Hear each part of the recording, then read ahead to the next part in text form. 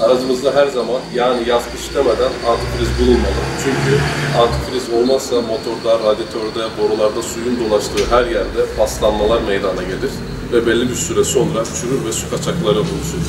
Özellikle kışın antifriz olmayan su donarak boruları, radyatörü, motor blok gibi aksamları çatlatır, aracın motorunu ve diğer aksamları suyun dolaştığı her yeri kullanılmaz hale getirir.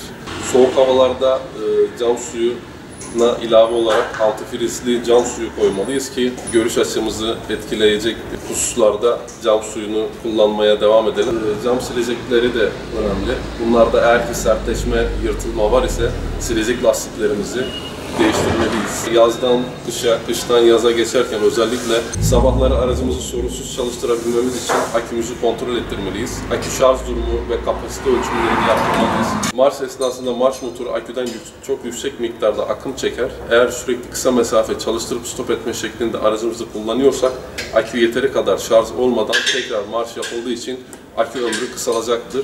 Bunlara dikkat etmemiz gerekir. Aracın lastikleri yol ile teması sağladığı için, aracın kaymaması için önemli bir husustur.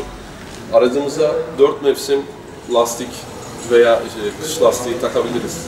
Aracın lastik basınçlarını kontrol etmeliyiz. Lastik havaları düşük olursa lastikteki tırnaklar kapanacağı için yağmurlu havalarda suyu tahliye edemeyecek ve araç kayacaktır. Lastikle alakalı en önemli hususlardan bir tanesi de her lastiğin üretim tarihi lastik üzerinde yazmaktadır.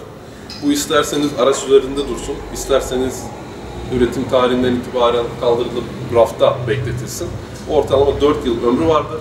Lastik alırken dikkat edeceğimiz en önemli hususlarından bir tanesi de lastik üretim tarihini kontrol etmek.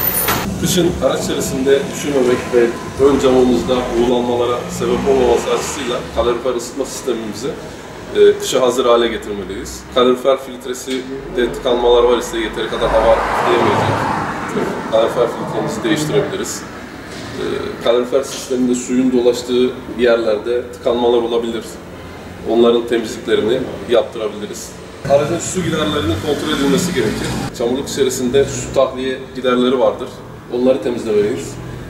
Sunroof bulunan araçlarda, cam tavan olan araçlarda sunroof'un su giderleri bulunmaktadır. Onların da temizliklerini yaptırarak aracımızı kışa hazır hale getirmeliyiz. Başlıklar halinde tekrar sayacak olursak, motor soğutma sistemindeki antifriz kontrolü, cam suyunda antifriz ilave edilmeli, akü kontrolü, silecek lastiklerimizin kontrolü, aracın lastikleri kontrol edilmeli, kalorifer ısıtma sistemi ve su giderleri kontrol edilmelidir. Aracımızı kışa hazır hale getirerek aracımızdaki sorunları minimize edebilir. Bu şekilde gönül rahatlığıyla kullanabiliriz. Herkesin umarım kışı sorunsuz geçirmesi temennisiyle. Teşekkür ediyorum. Motor soğutma sistemindeki antifriz yoğunluğunu ölçmemiz için bu şekilde antifriz bombesi dediğimiz bombeler mevcut. Bununla motor soğutma sisteminin eksi kaç dereceye kadar dayanabileceğini ölçebiliriz. Şu şekilde soğutma sistemini açıyoruz.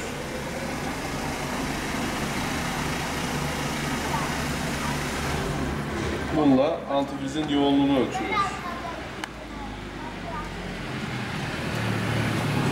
Şu şekilde gösterebiliriz. Bu araçtaki antifriz yoğunluğu eksi 35 ila 40 derece arasına kadar dolmayacağını bize gösteriyor.